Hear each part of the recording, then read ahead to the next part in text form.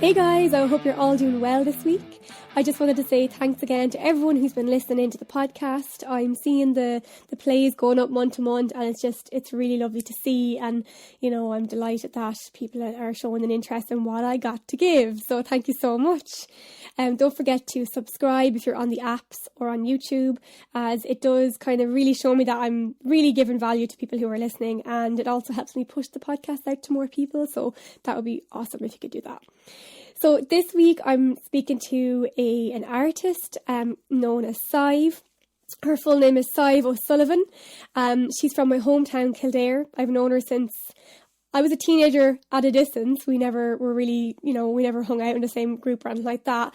But we reconnected again in recent years through social media and the world of singing, teaching and gigging and things like that, really. So in the podcast episode, we chatted about her work as a community musician, her original music, and about how listeners can support artists via the platform Patreon. So check it out, guys. Don't forget to like and subscribe. So do you teach at all? Not formally.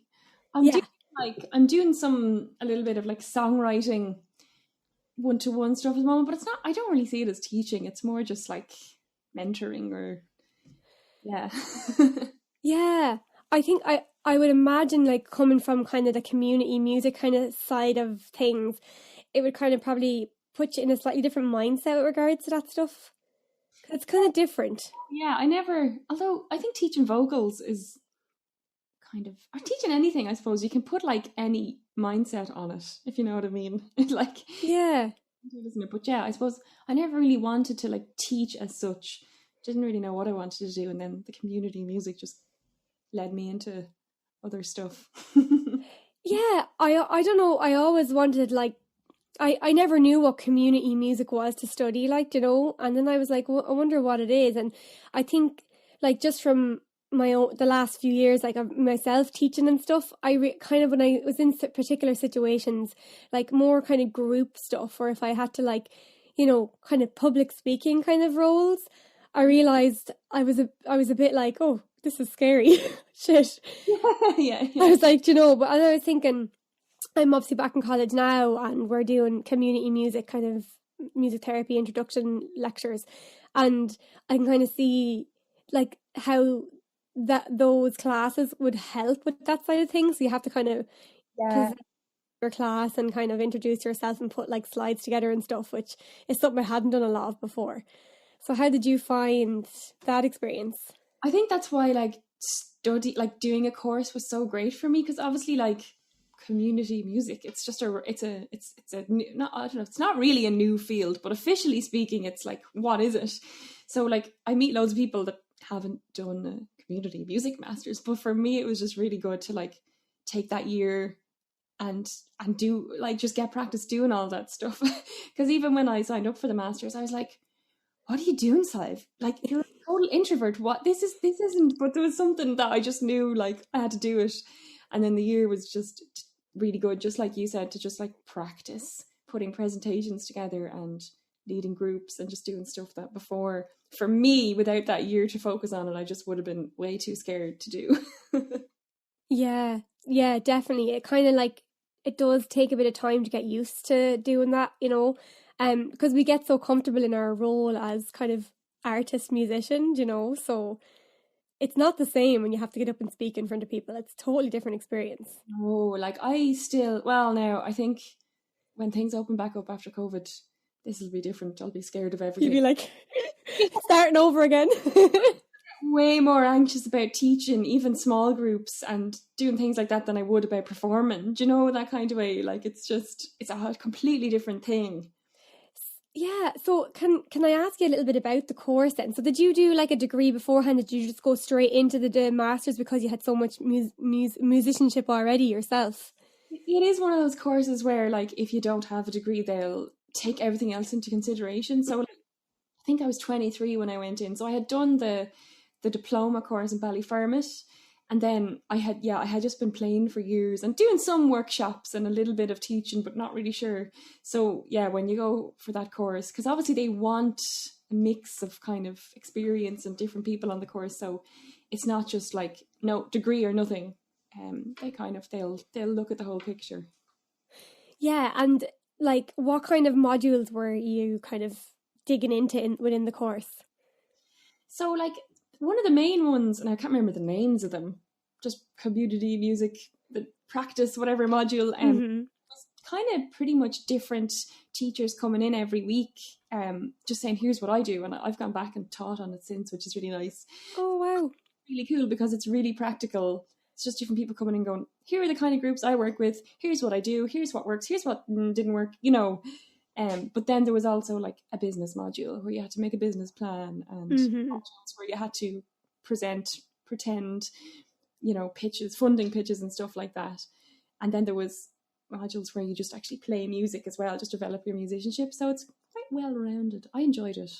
Yeah, I'm loving the module that I'm doing at the minute as well. Like, you know, and like it's not that like a lot of the stuff that we've covered so far is kind of stuff I have a bit of experience in already, but I'm definitely needing to like improve my public speaking skills. That's kind of a goal of mine this year. I might even do a course during the summer or something, like, you know, because I'm like, my mouth gets dry and all. I'm like, what's wrong with me? I feel like I kind of regressed the last year as well. Like I feel like I'm way more afraid. You know, I've become this mousy person sometimes where I'm like afraid to say anything. I'm like, was I this bad before? I don't know. I think though as well, like a lot of us who have kind of, you know, kind of come up from the whole playing gigs thing and that side of things, like even you know, being in school shows and things like that. I don't know if you did that, but I did. But like that kind of side of things, being a performer, we kind of have like it's almost like a little safety blanket being in that bubble, you know. And like when you talk to people at gigs, it's like, you know, they're coming up to tell you that they love your music, and it's kind of, it's not I don't want to say superficial, but it's kind of like, it's not like a deep connection. Like it's like it's just kind of banter, nice friendly banter, and like sometimes maybe that might lead to something, but you know, it's kind of easy to do that. It's easy just to be like, oh, thanks so much, and blah blah blah, and like, you know, and that kind of level kind of chat. But then when we find ourselves in like other situations that are like where we're not that kind of person, I suppose, in a way, where we're not the center of attention and not the person that's kind of being kind of complimented or whatever, then sometimes it can be quite daunting. Like it's a completely different thing, isn't it? It's a different world completely. Yeah. And have you ever had a gig where like you were like so nervous and that you felt like it just went terrible? Yeah. Actually, there's nothing worse than when you have a gig and you think it's gone terrible and people are coming up to tell you it was great, because you just feel like they're all lying to you and you're just like, stop. You feel really stupid being like, thank you, because you're like, I know it was terrible. Yeah, but you know, though, a lot of the time they probably didn't notice, like, you noticed that like you didn't come in here on time and you sung this word twice or whatever, sung it wrong, but you know, a lot of the time people don't notice, but you feel like they've seen everything. They know now. They know. Yeah. Like, nerves are weird as well. Like, I find I go through phases. Like, when I never really considered myself a performer at all. Like, I never did shows or anything in school. I just liked writing songs. Mm-hmm. Started gigging, I hated it. Like, and it took me about 5 years to be like, I kind of enjoy this. But then I go through phases where I'm just breaking it going on stage. And actually, just before lockdown, I was kind of in one of those phases where I just was like, oh, not feeling comfortable. So I hope that like hope that that's just not increased by 10 now when gigs happen again. You know, though, like, I don't know if I put up a post recently. I've been kind of creating some content, or, you know, kind of come up with some content specifically for like more introverted people, you know, which covers some of this stuff, like, you know, about kind of like, it's a weird thing because maybe people wouldn't necessarily think that we're introverted because we're putting ourselves in the limelight and that kind of thing. But again, it goes back to that safety bubble thing of like, this is kind of what I know I'm like fairly good at, and I know people, you know, like it a fair amount, and you know, it's kind of like just safe, like, you know. So yeah, it's difficult for us to be thrown into like other situations that are outside of our comfort zone. Yeah, it's weird when you're when you're a performer, like people will say things, yeah, God, it must be great to have the confidence to get up there and do that. And I find it really hard to resonate with comments like that because I'm like, I don't really, I just do it, you know. And actually, other people do things that would scare me way more. Like, you know, somebody might come up and say that to you, but they might be a school teacher, and that scare me way more than getting on stage, you know. So it's just like, Yeah. different things scare different people, I suppose. I'm just having a flashback to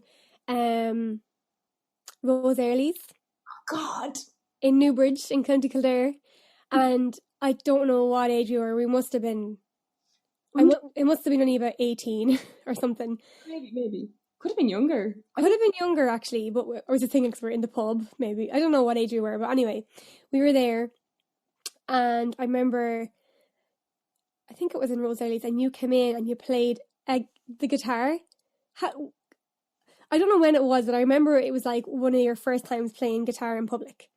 Yeah. I remember you saying that you were playing, like you were actually doing like something kind of arpeggiated, but you were like, you were so nervous and you were like this in your guitar, but like everyone was like so encouraging. I remember that. I remember like being, and I remember like, you know, like Dave Nolan and those guys. I didn't really know who you were at the time, and they were like telling me like that you're a great songwriter and everything, and they were like, go on, Sive, you're playing the guitar. Do you remember that? Do you know when that was? I'm trying to remember the first. So I remember my first ever gig. Obviously, these were all gigs with the Isohels, the teenage band. Was Bjeltene. I couldn't tell you the year, maybe 2004 or something, and it was in the yard of the school, Patrician, one of the primary school on the road into Newbridge there, and they had a stage set up and it lashed rain, so everybody just crowded into the bike shed. And those earlys might have been soon after that. Yeah, like a more acoustic style gig. I feel like maybe it was like, I feel like it was you on your own. It was definitely you on your own. It wasn't like the Isahel, so maybe it was a bit later. But I just remember you were like super nervous and everyone was just being so encouraging. But before that, I remember your band, I know you posted about it recently as well. Yes. And the Isahels. Like, I was really big into the, you know, the yeah. Yeah. And I remember like, my dream was to be in a band like when I was, you know, 15, 16, but it just didn't happen for me until a bit later. And I remember going to, it was some like community hall or something in Newbridge, and you guys were playing, and Royston, it probably was Royston. Yeah, it probably was Royston. And you played like some of your own songs. I remember you played the yeah song, and I was like, oh my God, I played the yeah song. I was like, I want to be in their band. You were so good. Like, I just loved it. Bands, we were disgusted because we came nowhere. Was it a battle of the bands? I can't remember now. It was, yeah. I think I remember being some battle of the bands. Some band came down from Dublin and won it. I know. Do you know what though? It's so hard to win competitions, like, you know, because you never know what the crowd's going to be like on the day, if it's audience vote or whatever. Like, you know, they might just be more into like a different style or something than your style or whatever. And I don't know if at the time were you singing in the band at the time? I know you were like, were you playing keyboard or something? Just guitar and bass. Guitar. I mean, I would get roped into backing vocals, but I mean, I would literally pretend my microphone wasn't working. Like, it used to drive the others crazy. I'd be, Claire would like look around like, where's the harmony? I'd be like, I don't know, microphone's not on. So it definitely wasn't on my own. That's gas. It's so funny though, like how much people kind of progress, because obviously like you weren't like the lead singer, like it was not Sive, Claire was the lead singer, right?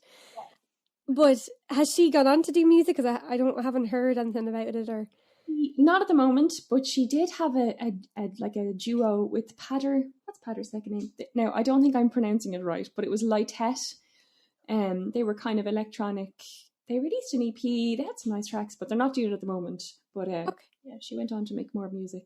That's cool. Yeah, I was always wondering, like, you know, the way when you think of people from school, you're like, I don't know where they are now. Like, I feel like me and you have known of each other for like a long time, but we don't really know each other because we never really hung out or anything like that. So yeah, everyone else got sense.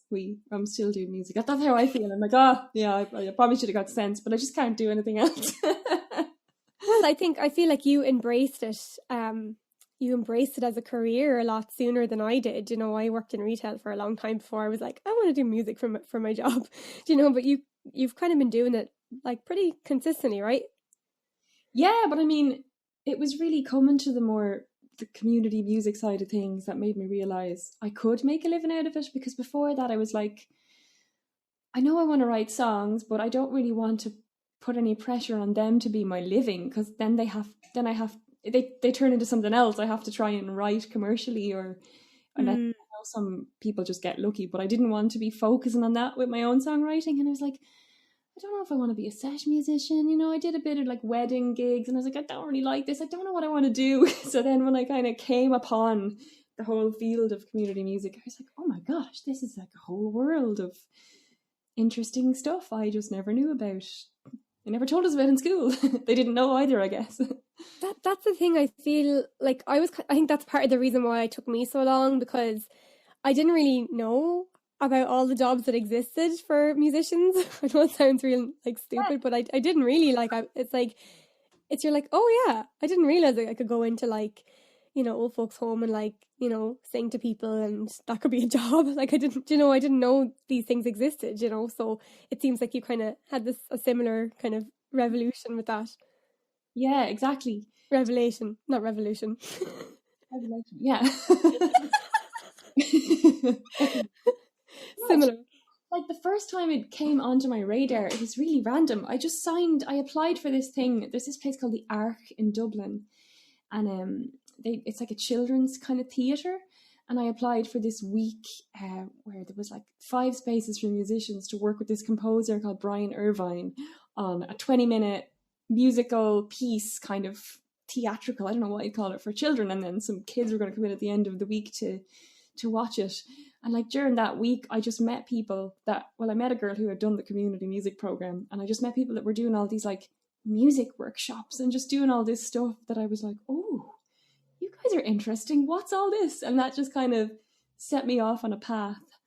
Yeah. And what kind of like, I've seen you post about like different things over the last few years, but like what kind of work have you been up to? Like who are you working with? What groups are you working with? What kind of workshops are you putting together? That kind of thing. Yeah, so I suppose like when I finished, so before I went and did the community music program, I had done like an introductory training to like music and healthcare, kind of specializing in older people and dementia. So I knew that was an area that I enjoyed. So when I came out of the program, it was really interesting. I had like, when we were in college, we had to make up kind of some of our dream projects. And one of mine was like, I'm going to set up a choir for people living with dementia, and it's going to be in the lovely community centre in Naas, and this and this and this. And then when I moved back to Naas, it already existed. And I was like, oh, no way. So I went in and I just started volunteering with them. I'd ended up just like becoming a like not full time, but you know, like a professional part of that choir. And then we set up a second choir. Like here in Kildare, there's like the arts office have a dedicated arts and well-being kind of officer, so they're really into this kind of stuff. So wow, yeah. Where is that? Yeah, this is in Naas. There's one choir in Naas and one in Sadhbh. Cool. Yeah. And then we kind of set up some music stuff in Naas Hospital, and then I just started doing music programs in day centres and nursing homes. Of course, now it's all online. Yeah, and how does that work online? Because I say some of that work is quite, I suppose, sensitive or delicate. Yeah. How does that work? And the thing is, like Zoom, even after like a year of using it, it's actually not the most accessible platform for people. Like it just, I've been running Zooms for one of the choirs now for a year, and still every week there'll be someone that like the sound won't work or something won't work, and I can't figure out why. You know, it's just, and then some people just can't get on, so it's quite annoying. And then of course you can't sing on Zoom. I don't know if you've ever tried to sing. Mm-mm. Yeah, well, not in groups, no. 2 people, it's a disaster. It's just all out of sync. So kind of like we've 2 choirs, and one of them we kind of just decided Zoom was going to be too frustrating for too many of them, so we didn't go down that route. And the other one, like we basically just have kind of coffee mornings and we chat, and you know, sometimes we might do like a quiz or do a bit of movement or something. Yeah. But apart from that, like WhatsApp, we've got WhatsApp groups and we make playlists, like themed playlists and things like that. And That's lovely. And is this part of Embrace Ireland? Do you want to tell us a bit about Embrace Ireland? That kind of came recently enough, right? Technically it's not. I suppose like myself and Sharon, we run the choirs, and we set up Embrace Music together. But the choirs existed before Embrace Music and they're funded by Kildare County Council, so technically they're not part of it. Okay, right. But it's the same people involved. Yeah, so Embrace Music, we kind of, like myself and Sharon, because we'd been working together so much for so long, we kind of had it in our heads for a long time that we'd put some kind of official name on it at some point. And then I think back in March, I had started just doing these little live streams just via Facebook, which kind of nursing homes had started to tune into and stuff like that. Wow. So we said, okay, let's set up Embrace Music, let's set up our own Facebook page and let's make this an Embrace Music project. And then, yeah, it kind of grew from there. Wow. Yeah. So you've kind of like developed like a little, and it's kind of like a brand of community music, like it's, or a group or an organization. Maybe your brand is a bit too flashy. Good question, because we're currently trying to figure out what the hell we are, like, you know, from that point of view. We kind of set up thinking we were a social enterprise, and then we looked into the specific terminology and the requirements to be yeah. and we're not really sure. We're certainly a socially driven business. But that's, yeah, we're something. And is your business like funded by the Arts Council, or is it like, would you be putting on events that like that people pay to go to as well, or is it a mixture of both? Maybe in future, like so far it'll be a mixture. Like so far, like we were lucky, we got sponsorship or like funding from Creative Ireland.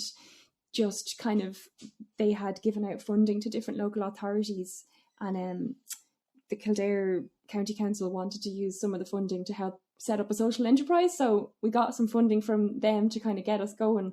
But then apart from that, it's just random bits of sponsorship, or, you know, like we got some sponsorship from BM stair lifts for our live streams for a while. And wow, okay, yeah, we're doing a project now at the moment, which is, we got funding from the Irish Hospice Foundation. So it's kind of like, you know, you are constantly looking for funding.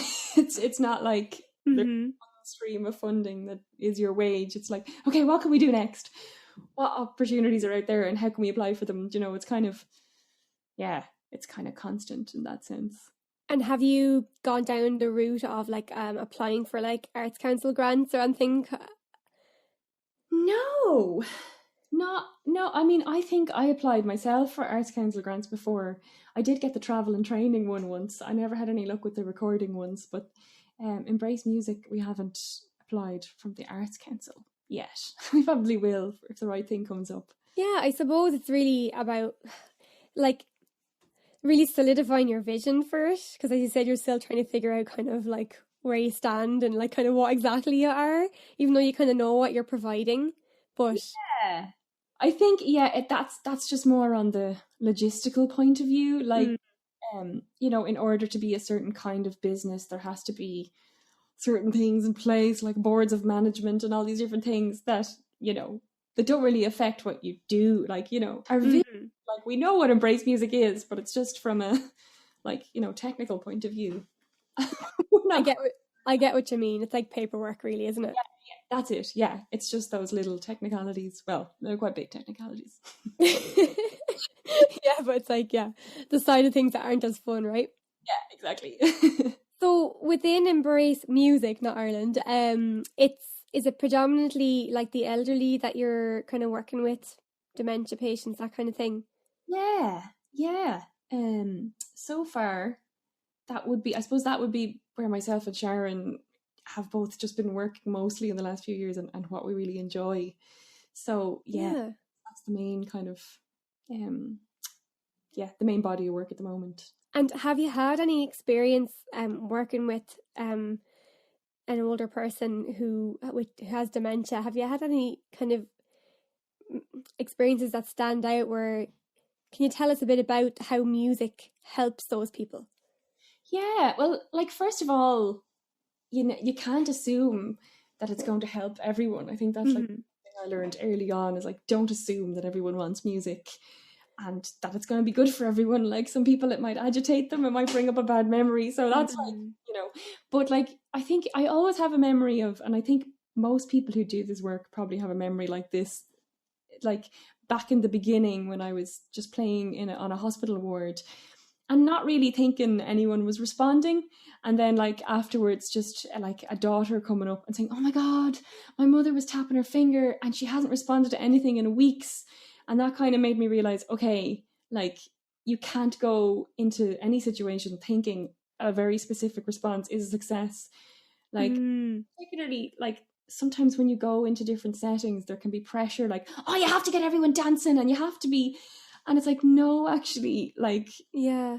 successful music session can look like anything, and it mightn't look like anything if you're not watching closely enough. Do you know, that kind of way?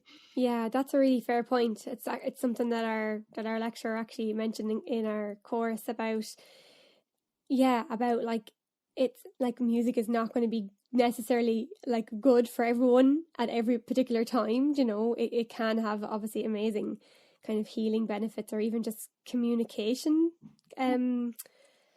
progress, I guess, progress in their communication or moments, which is fantastic. Like, we've all, seen the video of the guy with this one put his headphones on. Like, oh my gosh, my heart just melted when I saw that. Like, I think that's kind of what, most of us would think when we think about kind of music therapy, community music, that kind of side of things. But it's as you said, it doesn't always look that way. Yeah. Which is really amazing. Yeah, exactly. You can't go in with a preconceived notion that someone has to respond in a certain way, because that's just, everyone's different.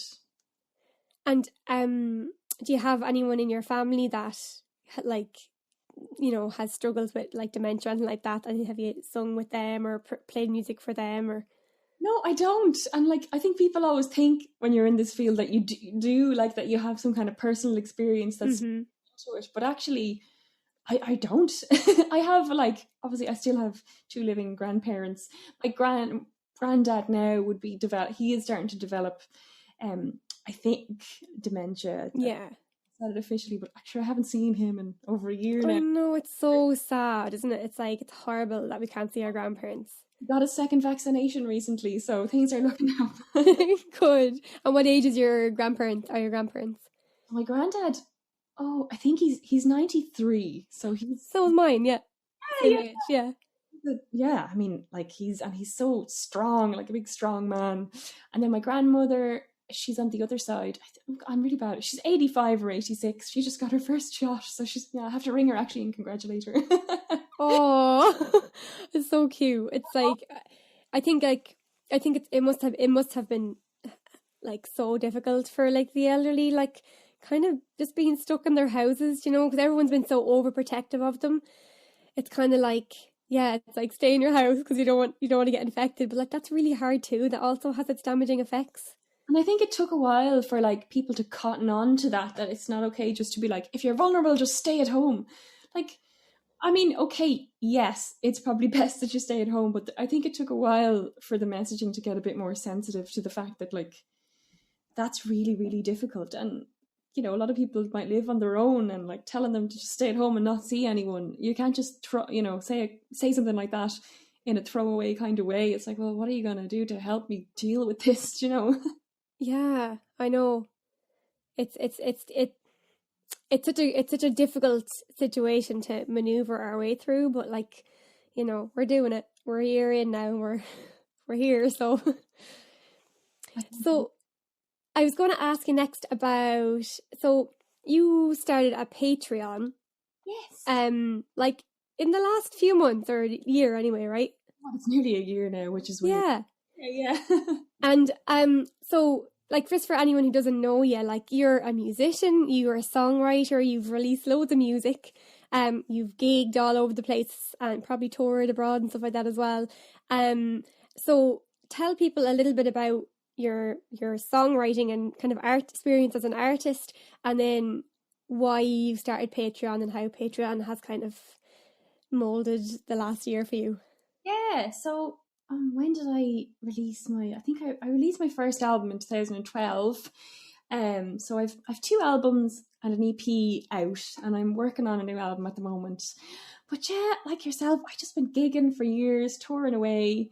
Like I had some lovely opportunities along the way. Like I played other voices, and I got to go to New Zealand and play at festivals over there, and Wow. great things. But I suppose this year, and I started working with a label / collective.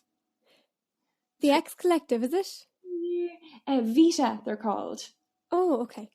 2 or 3 years ago. I don't know what time is anymore. My last EP I released them, but really, like, they're an independent label, very kind of artist led. Everyone helps each other out, and I suppose last year, again, like a lot of people, the idea of Patreon had been playing in my mind. But when lockdown first kicked in, I didn't know what I was gonna do. Like, obviously, I think we all figured it out as we went along, and got ourselves working again. But at the start, there was just this void. So I was like, okay, now's the time to think about this Patreon idea. And tell people what Patreon is, just for anyone who doesn't know. It's kind of, well, I suppose the name suggests it's based on like the old idea of patronage, where like people would commission artists, or they would, you'd be an artist patron. You'd like basically pay an artist to keep making art that you enjoyed. So it's kind of based on that, except it's like multiple patrons. So like you sign up kind of on a monthly basis, and like most artists will have lots of tiers. So at the different tiers you get different things. So like my lowest tier is €2 a month, and at €2 a month you get like a demo from me every month, and then you get like previews of everything that I release, which hasn't been as much as I would have liked in the last year, but it will be more. And then like as you go up the tiers from either, you get more stuff. But for me, the demo was the big thing. I wanted to, like, when you're writing for an album, like you have so many ideas that maybe you don't finish, or maybe they just don't quite fit in the album, and I just wanted to share those, and also to maybe have an incentive to keep writing. So yeah, so everyone on my Patreon gets a monthly demo. That's kind of, and then there's other stuff as well. So the demos that you're kind of releasing, it's kind of like kind of basically like old voice notes and stuff like that, is it? Or kind of like kind of actual demo recordings that you would have done of songs that could have potentially been on an album but didn't make it, or whatever? Yeah, no, they'd be more like, they wouldn't quite be voice notes, but they'd be fairly rough demos. Yeah. GarageBand. Oh, sorry, they're not really rough, but they're just the guitar and the vocal, or the piano, or whatever it is. Yeah. So some of them would be things I stumbled across that didn't make the cut somewhere, and then sometimes it would be something new. It just depends on the month. But yeah, I think I shared my 11th one there a while ago. So yeah, my Patreon is nearly a year old. Wow, that's mad. Yeah, I think, when everything locked down, like, people were desperate to like stay busy and stay involved in what they're doing, stay active. So like I think the Patreon seemed to be a way that many artists have gone over the last year. Because it, like, before like lockdown and all of that, I would have heard of Patreon through like different YouTube channels, like usually American people and stuff. Right, yeah. So it's kind of interesting to see it coming over here and like being used over here, because it's like, do you know the way like sometimes it seems like certain things will never reach Ireland, but it has. So no, and you kind of like, in the beginning I felt so stupid even talking about it. Like, I think as an artist you're conditioned to feel like you're asking for charity, or you're asking for money, but it's like, no, you're not. You're offering people something, and if they want it they can pay for it, and if they don't want it, that's okay. It's like, exactly, conditioned to be like, oh, I feel like I'm But you know what though, like I think people who like genuinely like what you do would be only delighted to support you in that way, and then to get like little extra things that nobody else is getting as well. It's like, I'd love that. So Patreon, I actually had to go through it and like cancel a few subscriptions a while ago, because I just got carried away. I was like, this is great, signing up for loads of people's, and then it was like, okay, Sive, rein it in. But I love like supporting people on Patreon and getting little demos and little things that they've written or whatever it is. It's like, I don't know. It's completely different to like social media platforms. And have you gotten any feedback from those demos? Like, have people been like, why wasn't this released and stuff like that, you know? No, not really, actually. I should be offended. Well, actually, because I'm working on a new album, I have actually been sharing a lot of demos of the songs that are going on the album. Mm-hmm. And then I've shared some demos that I'm kind of like, I don't really know. There's none there that I say really like, this is never going anywhere. Some of them I just like, I'm not sure yet if this, what will happen. I don't know if it has a home anywhere else, but at least it has a home on Patreon. And would you kind of have to say to your Patreons, please don't share this with anybody else? It's not for public consumption, just in case, like, because you don't want like something being leaked, like that's going to be on an album, or do you just trust them? I guess I don't really think I matter enough for anyone to leak my music, but I suppose like the Patreon feed itself is private, like nobody can see it until they're subscribed. I do have like some of the higher tiers, they have like a kind of a secret demo archive where there's like a playlist of all the demos where they can download them. I mean, I don't imagine them ever, unless I get super famous, maybe they'll share some of them. I don't know, but I think I'm safe enough. Touch wood. I obviously, like a few weeks ago, there was like a lot of talk about women in music and kind of radio play, and then all the statistics came out, and like most of the percentage of female artists being played on the radio, was it female Irish artists or female artists? I think it's just female artists. Was like between 0 and 5% in most places. I think there was one that maybe it was 10, which is like disgraceful, absolutely disgraceful. And around that time, I think you posted something about, I think you were just expressing your disgust, I suppose, with the situation. It's a bit of a strong word, but it's the only one I can think of right now. And you were kind of saying that you mentioned about your music not getting played on the radio anyway because of the type of music you release. And I thought, you know, tell us a bit about that. Like, so what kind of music do you release? Well, I mean, I suppose that's it wasn't a negative what I was saying. I suppose, like, I think when the kind of statistics started coming out and there was these campaigns to get more women played on radio, obviously you're going to get people going, well, you know, if it's good it'll be played and blah blah blah. And there was a lot of people saying, oh, like, you know, just basically thinking people who were given out were out for themselves, that they wanted to be played on the radio. So I suppose my point was like, I'm sharing this, but this isn't about me being played on the radio. Mm-hmm. More women need to be played on the radio. If more women are played on the radio, that doesn't necessarily mean I'll get played more, but it's not actually about that. Yeah. I think that is a whole other conversation about like what genres radios are willing to play, and you know, there's still this kind of, and I don't like, there's some great radio stations in Ireland, but there is this tendency to put everything that's in any way alternative, or sometimes not even alternative, it might be just like folk or different things. It's all in the middle of the night. You know, a lot of my favorite radio shows, they're in the middle of the night. Yeah. You know, like, you know, they argue that, you know, they're playing what people want to hear, but radios are supposed to influence what people want to hear. Like, there was a time when like radios broke artists, but now radios are just, sorry, and I know some great radio DJs, so I'm trying to be careful here, but now it feels like mainstream radio, it doesn't have that function anymore. It's just kind of giving people what they think everyone wants to hear, and I feel like it's almost insulting to people. It's like, okay, play all of those pop hits, but like maybe people would be open to like hearing that song 6 times instead of 7 and hearing something else as well, you know. I don't know exactly how radio stations work, but I'm sure there's like pressure from the people in charge to like play a certain amount of particular artists that they think that people want to hear. So like, you know, there may be some amazing, you know, radio DJs or whatever you call them, you know, who want to play more alternative music, but maybe they just don't have the freedom to do that. But honestly, it should be illegal to like play that small amount of female artists. And another question I was going to ask was, I don't know if you know the answer to this or not, but I couldn't find it online and I wasn't really sure where to look for the answer to it. But I was just curious about the percentage of how much female music is released versus how much male music is released. I don't know, but I was actually like, I don't know if the statistics are out there. They might be out there somewhere, but I was chatting about this to somebody, to the Vita gang recently, because we make a collective playlist every Friday of loads of new stuff that's come out. And the last few weeks we've been like, seriously, there are so many women releasing music in Ireland.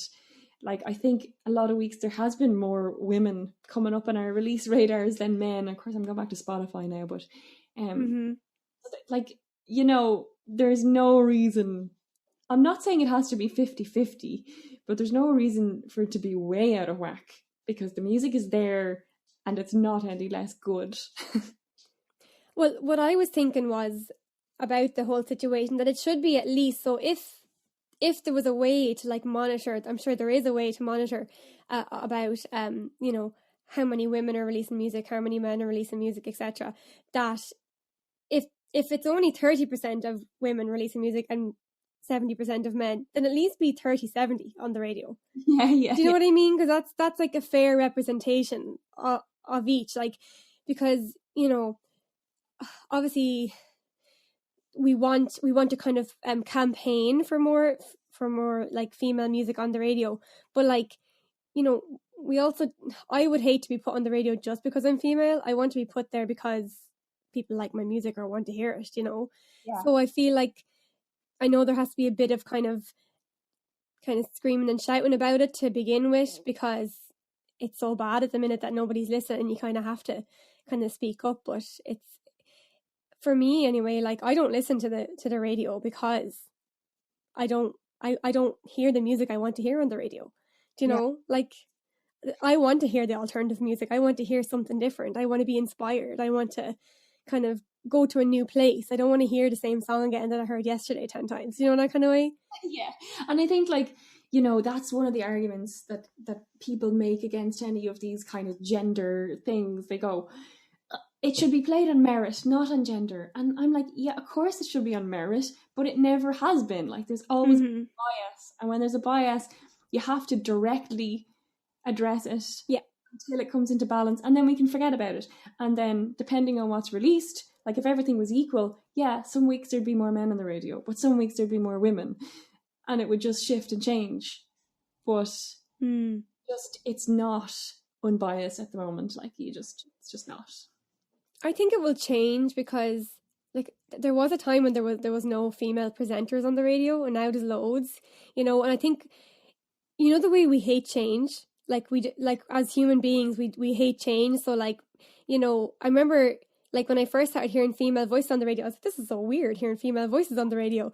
But then I was like, this is great that there's female voices on the radio. But it took me a minute to, like, get used to it, because I was so used to a male voice being in that position, you know. And I feel like that will happen too with music, and, you know, it'll organically get there, but we definitely have to kind of, like, I remember promote it. When I first, like, heard the Yeah Yeah Yeahs when I was a teenager, I didn't like it, because I was so used to hearing rock bands with male singers that I was like, she's annoying, I don't like her voice. And then I got to like it, but I realized that I was just so used to just listening to male music. And even, like, a couple of years ago, I read a book about, like, kind of forgotten female composers, and I was making a playlist of all their stuff and listening, and I remember going, oh, this is actually really good, and then being like, oh my god, am I actually surprised that this is good because it's a woman? For God's sake, like, what has been conditioned into me? It's crazy. It is total conditioning. Like, we're all, you know, none of us are perfect. We're all guilty of it sometimes, but, you know, I'm really glad the conversation is happening now, Jaco, and I feel like lockdown has been kind of amazing for female Irish artists. In particular, especially, like, you know, I chatted to Emma Langford a bit about this, about, like, the amount of Irish acts that have been on, like the Tommy Tiernan show and so on.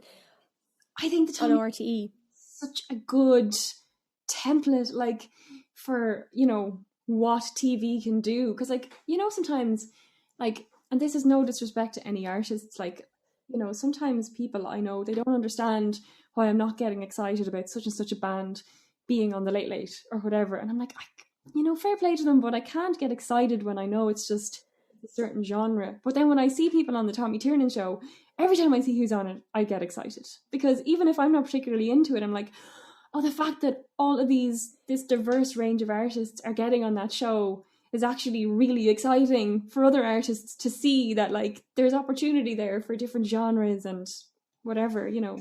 Yeah. I love the Tommy Tiernan show. Yeah, it's so good, isn't it? It's brilliant.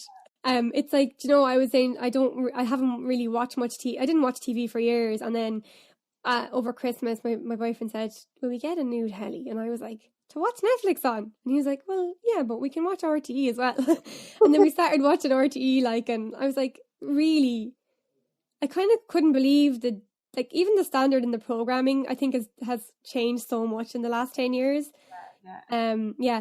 Things are changing. I feel like the last few years have been such a revolution all over the world. Like, it's like this stuff happening. It's brilliant. Yeah. So let's talk a little bit about The Voice. So not The Voice of Ireland or anywhere else. I've chatted about that enough now with other people.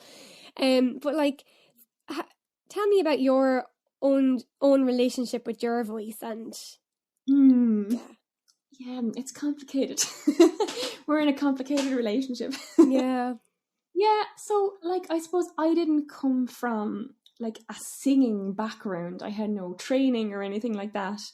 And when I was just singing my own, like, you know, say before I did the community music masters, I was primarily singing my own songs and everything was grand. And then I think for me, like, I started to realize, or I started to develop weird problems with my voice when I started going into the community music world and realizing I don't actually know how to project my voice in this. And now some of the places you go into, they're not made for projecting your voice. Do you know, they're like, you know, they're little carpeted rooms and there's a group of people having a conversation over the corner. So it's like, you know, you can only be so hard on yourself.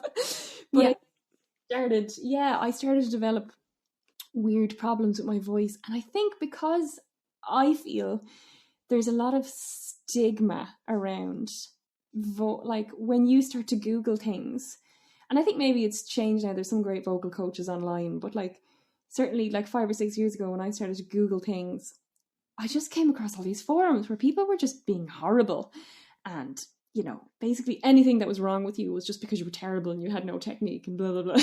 And I think for me, I probably didn't do anything about it for a while because of that, and let it fester, and then eventually went to a vocal coach who just wasn't the right vocal coach for me. And so again, you know, it just kind of went on and became a big thing. And then I eventually developed vocal nodules. Oh, okay. I didn't actually realise that you did get the nodules. I probably chatted to you about that at some point, but forgot. Well, at that point, I mean, this is a couple of years ago now, and like I haven't even been back to ENT since. I don't even know if they're still there or not. But at that point, I decided, okay, I started posting about it on social media because this is not just me, you know, like, because, you know, you go into you feel like quite alone and you feel like no one else is having these problems. And when I posted about it, I got so many messages from people going, I had nodules, or like, oh my God, I'm having problems with my voice and I don't know what to do. I don't want to tell anyone. I feel really like, you know, nobody will hire me if they know that I have vocal problems or whatever. Like, there's so much, I don't know, there's so much stigma around. And I think especially when you look at, like, I know it's probably a cliched example, like when Adele got her nodule and she had to cancel a tour, like there was this reaction from like a certain school of vocal coaches, and it felt like they were delighted, you know, it felt like they were, ha, we knew she had bad technique, you know. And it's like the classic, if a sports person gets injured, do you go, well, they're clearly crap, or do you empathize and go, oh yeah, they should rest until they recover? You know. Yeah, it's you know, we know this, but like it's totally normal. Like, we are vocal athletes, and every type of athlete acquires an injury at some point, multiple times in their careers. And you know, we use our voices to sing, but we also talk with our voices. And to be honest, I don't know if when you said you got like you got some problems, did you mean from speaking or from singing in those situations? I think it was a bit of both, really. It was like singing. I think I was quite tied to, like, when I started going into healthcare settings, I didn't want to be a musician that just came in and stood in a corner and sang into a microphone. I wanted it to be more interactive. So I wanted to be able to move around the room, because a lot of, when you're going into certain settings, you might have people, like particularly people with dementia. Sometimes the only way you can really make eye contact is if you just get up that little bit closer and sing to them.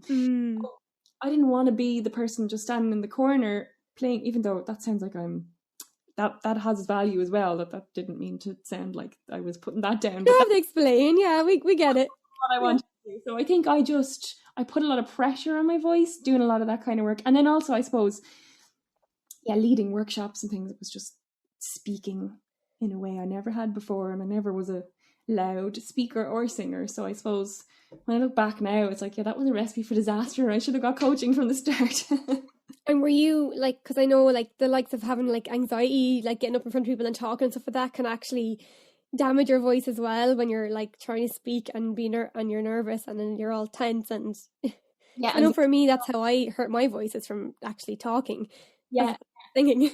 Because often, like, if you do hear yourself back in those situations, if you just hear little recordings of yourself, you're like, oh, of course I was going to damage my voice. Like, I can hear that I was tense and I was all up here and my, like my breath was all over the place. Like, of course I was going to fatigue my voice.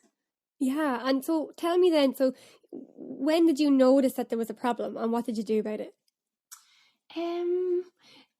I kind of just started gradually noticing there was a problem because my throat was sore, and I was, every time I did it, and I was like, okay, this is wrong. And then I remember just singing at a wedding ceremony one day and my voice just breaking and doing these things that I had no control over, and I was like, oh no. So I think I let it fester for a while because of all this crap I was coming across on the internet. And then I went to a vocal coach who, like, is a really well-renowned vocal coach, but just in hindsight, now that I look back, wasn't the right person to go to. Just was like, I was coming, I suppose, at a point where I had lost confidence, and I think just treated me like any of her classical students and was just hypercritical, and just, I learned some stuff from her, but it didn't solve the problem at all. So then, I got some speech therapy. Yeah. And like, I'm talking about all this, I feel like I've learned so much, but I don't feel like I've really solved it. So I don't want to come across like I'm giving anyone advice here, because no, you're just sharing your journey. Like, I had a similar thing. Like, I remember when I first left secondary school and I went into do a diploma in DIT, a music diploma. Remember, I went to the first lesson, and the singing teacher was like, her name was Mary Buckley. And she was like, I'm not taking you for another lesson until you go get that voice looked at. But I was very husky, and looking back, I was actually husky on and off as a child. So I think, I don't know, I was a loud child or something, I'm not sure.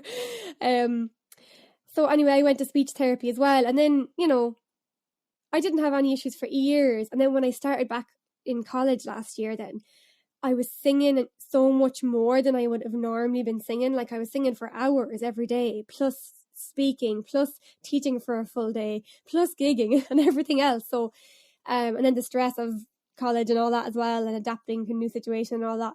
And I lost my voice for like a lot of my first year in college, and I went back to speech, got a laryngoscopy. Did you get a laryngoscopy? Yes. Yeah, I got a laryngoscopy, and I didn't have nodules, but I had swollen vocal cords, so they were, they were irritated. They were angry at me. So I just had to take vocal rest and, try and build up that stamina, just to be able to sing that much so often. I just wasn't used to it, Yeah, that's it. I think, like, I've been to, like, over a period of 10 years, a few different ENTs, and like, I don't know, they just don't tend to be very nice. And they're like, I think if I was to do it again, like if I had any advice for anyone, it's like I would get an ENT recommendation from a vocal coach. Don't just take one from your GP, because a lot of them, they're not, singers aren't their main thing that they deal with. Nodules aren't their primary concern. They're concerned with more life-threatening things. Yeah.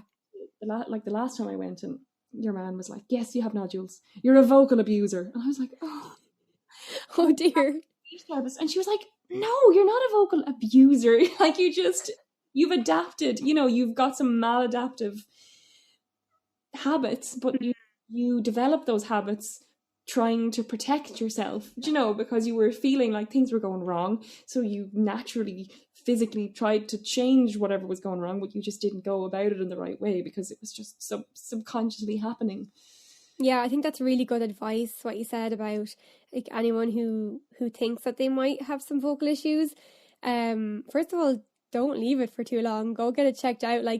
And if you go to your GP, make sure you tell them that you want to get a laryngoscopy. Like, demand it, because they might not always take it that seriously, because it's like if they're not invested in like the whole world of vocalists and singers, they don't really get it, and they're like, "Oh, you're grand, you're just a bit husky, if you just take a few days off." I'm like, yeah, but no, this is a persistent problem. Like, really, you kind of have to demand it, and even know who you want to be referred to. When I went to mine, I was like, "Refer me to this person in this place, and I want a laryngoscopy." And I went in and I asked for, because you have to kind of know what you want. I think that's really important, but also to like try find somebody who does have experience working with singers, I think is like the best piece of advice to give anyone. Yeah, definitely. It's so important. Who did you go to? Did you go to someone in the end that had experience working with singers? Yeah. You have. So, don't tell me if the person who you weren't happy with, but I don't even remember names. Yeah. So I went to, I've been to 3 in my life. Like, one was maybe 12 years ago. And like that, he didn't even do a laryngoscopy. He just like stuck a mirror into my throat and sent me on my way. And afterwards I was like, I just gave him €150. What did he do that my GP didn't do? I really just don't know. And then I had a laryngoscopy again. This was like more recently, which I just got referred to from a GP. And then when I went to the speech therapist, she was like, and I told her what he had told me. She was like, "He didn't tell you anything I couldn't have told you from just listening to you speak." Yeah. So then she referred me to someone, and he was the one who told me I had nodules. And I do think he was thorough, but just I don't know. Maybe it doesn't matter if people are nice, does it? If they're good at their job, but I kind of like get shown their laryngoscopy though, because I never got to see. You didn't get to see it, did you not? Oh.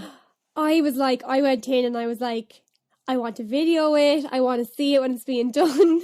So like she did it on me, and then she was like, "You can have a look at it afterwards. It's recorded." And then I like videoed it on my phone, so I have it still. I can show students and stuff. But there's a really good page to follow. I think you might have messaged me about this. Now I'm having a memory like ages ago. Did you mention me? I think you might have messaged me asking me about something like this.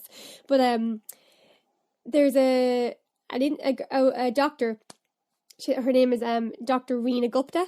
Do you follow her? I don't think so. I don't know. Sometimes I just go on following sprees, but I don't think I do. She's brilliant. So she's like, I think her title is like laryngologist or SLP, somewhere in that area of things. But she basically is really, really passionate about the voice and singers. But she's always posting like videos of laryngoscopies and different treatments and like the progress updates and all of that. So she explains everything really well, so you know what to ask for.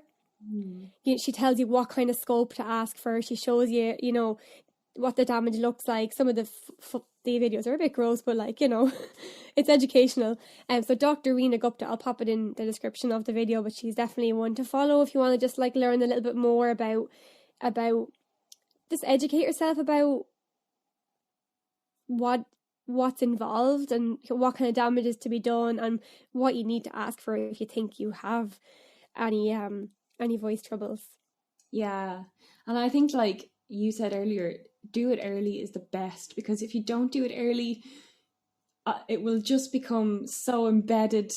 Even it will become a psychological, like for me, like I know part of the problem is like I couldn't think about singing without imagining pain.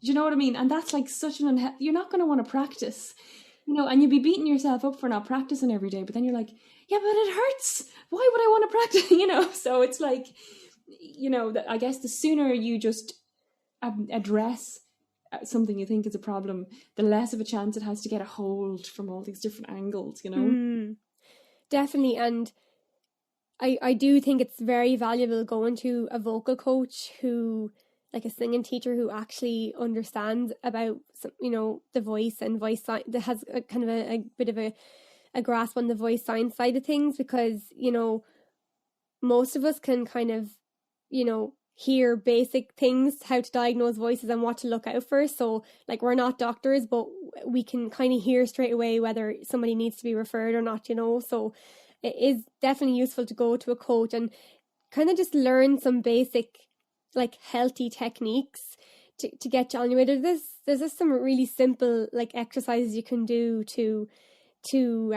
prevent pain and strain, and like I think I posted about this recently. I did like a little post on my Instagram.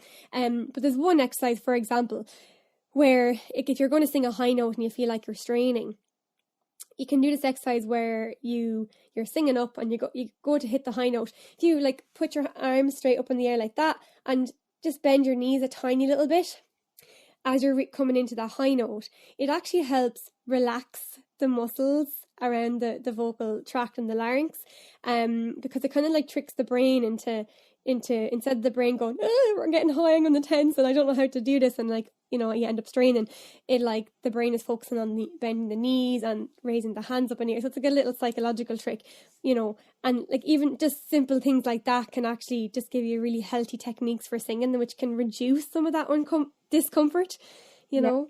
The wall one, I like that, where you just push the wall as you get high. It's just, like you said, it's tricky, but it's also engaging different muscles as well, that your brain isn't just going, everything's here, Yeah, it's there's like method to the madness, right?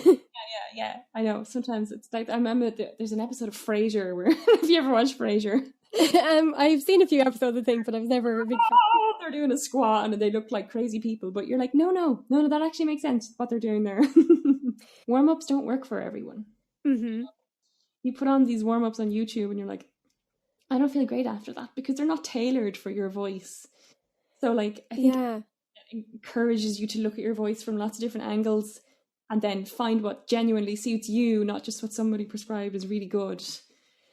I think you mentioned, like, when I first asked you about the voice, the question I asked was, what, how's your relationship with the voice been? And you were like, it's complicated. And it is. Our relationship with our voice is complicated, because you actually have to spend time getting to know your voice.